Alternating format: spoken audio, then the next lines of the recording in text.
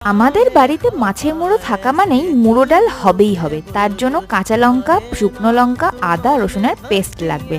আর তারপর ওই যে সাদা ডাল আর সরি হলুদ ডাল আর কমলা ডাল ভালো করে ধুয়ে নিয়ে তারপর কড়াইতে ওই তেজপাতা আর শুকনো লঙ্কা দিয়ে ডালটাকে একটু হালকা ভেজে জল ঢেলে ভালোভাবে সিদ্ধ করে নিয়ে দেখো ডালটা সাঁতাল দিয়ে দিলেই হয়ে গেল। তারপর মুড়োটাকে একটু নুন হলুদ মিশিয়ে ভেজে নিতে হবে। তো মায়ের হাতে রান্নাঘরে আরেকটা এপিসোডে তোমাদের সবাইকে ওয়েলকাম। তো কড়ার মধ্যে মা দিয়ে দিল পেঁয়াজ, তারপর হচ্ছে একটু টমেটো, তারপর একটু নুন আর সেই মশলার পেস্টটা আর কি। তারপর হলুদ দিয়ে দিল, ভালো করে কষাচ্ছে, তারপর একটু চিনি দিয়ে দিল। আর দেখো কড়াইতে মশলার তেলটা ছেড়ে গেছে। তারপর সেই মুড়োটা দিয়ে দিল আর ভালোভাবে ভেঙে দিচ্ছে দেখো।